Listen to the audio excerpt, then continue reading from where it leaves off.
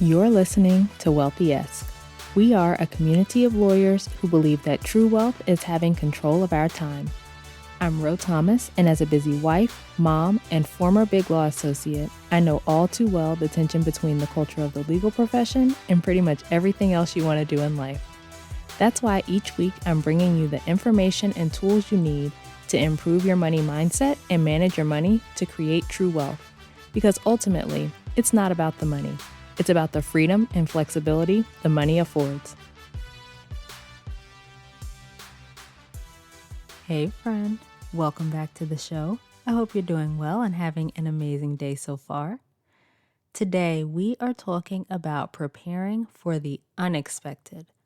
We talked a couple of weeks ago in episode 121 about preparing for expected expenses that we know are coming up and how so often we will know that we have something coming up, but we don't prepare for it financially and then end up feeling caught off guard when it inevitably comes up. I think the same thing happens with unexpected expenses. Although these things are unexpected in that you don't necessarily know that they're going to happen or when they're going to happen, you often know that they can happen. For example, a car accident, a health issue, a job loss, a car or home repair. You might not expect those things when they happen, right? It's not something that you know exactly when it's going to happen. We don't know it's going to happen on Tuesday at 3:00. But it's also not something that's completely unexpected, right? We know that those kinds of things can happen. The issue, though, is many of us go through life as if we expect things to always be the way they are, and we don't prepare for things that may go wrong or things that may change.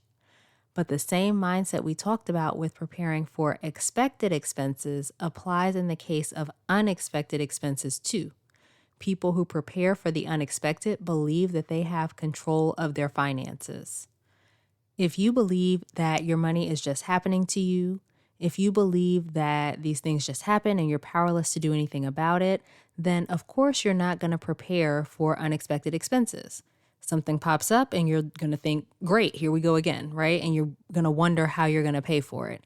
And there will be that underlying money stress on top of the stress of whatever the situation is that popped up.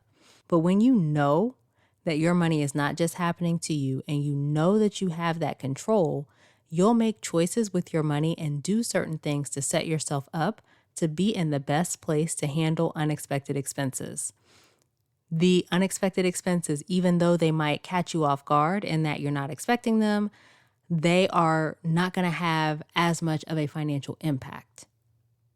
Another thing is that people who prepare for the unexpected know that life is full of ups and downs. As we talked about earlier, many of us live as if times will always be good and things will always be going our way, but that's not the case. Life is cyclical and there are ups and downs. When things are up, sure, you want to enjoy it, but also make sure to prepare for when things are down. I work with my clients for 6 months at a time, and a lot of life can happen in that 6 months. So my clients have had major car repairs, tax bills that were much higher than anticipated, a parent who passed, an ICU stay, right? These are just the ones that come to mind off the top of my head. I'm sure that there were others as well. But in each of these instances, my clients were prepared.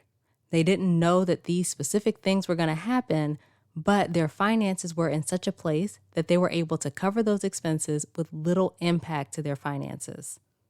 Before they learned how to manage their money, these likely would have been financial crises.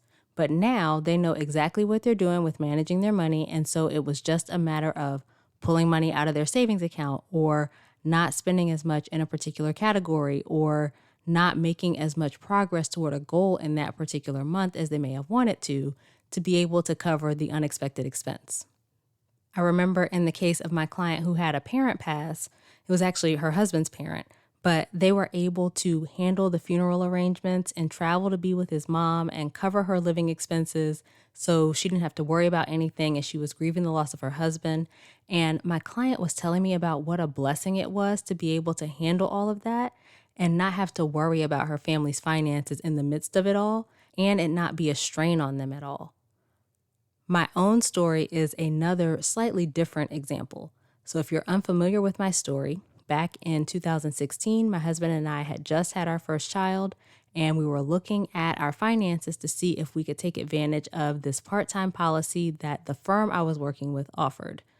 That is when we realized that we had over $670,000 of debt, most of which was student loans. So we decided that we weren't in a place to take advantage of that policy to take a pay cut, right? But that situation set us on this whole journey of improving our finances and paying off our debt and building our savings and investments. So then fast forward to 2021, I ended up dropping down to 50% at my firm during the pandemic. And ultimately, I left the firm altogether to focus on my business. And when my husband and I were having that conversation about me leaving, he was like, this is what we've been preparing for. And I was like, wow, like we didn't know back in 2016 that there was going to be a pandemic and that we were going to have 2 young kids and I was going to be trying to balance practicing law with caring for my kids. And I was going to have this business that I felt really passionate about and knew I could help people. But we were preparing our finances for if something changed in our lives. And we were preparing to be able to make decisions without money being the major consideration.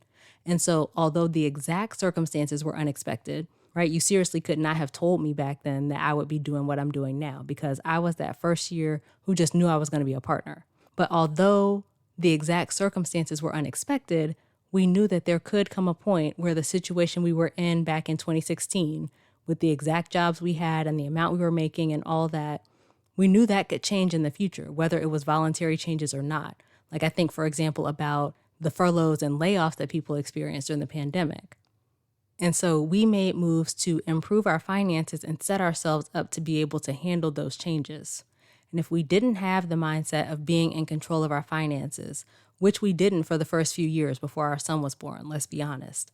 But like if we hadn't developed that mindset that we are in control of our finances and we can direct our money and prepare for the down times in life, then it would have been a lot harder to make the decision to leave the firm and go all in on my business years later. Believing that you have control of your money and can prepare for things that come up will lead you to actually controlling your money and preparing for things that could come up. Just like with the expected expenses, preparing in advance for the holidays or for a vacation or whatever else you know is coming up, you can do the same thing for unexpected expenses. You can build your emergency fund so you have a cushion should things go sideways and you don't have your income coming in or you don't have as much income coming in.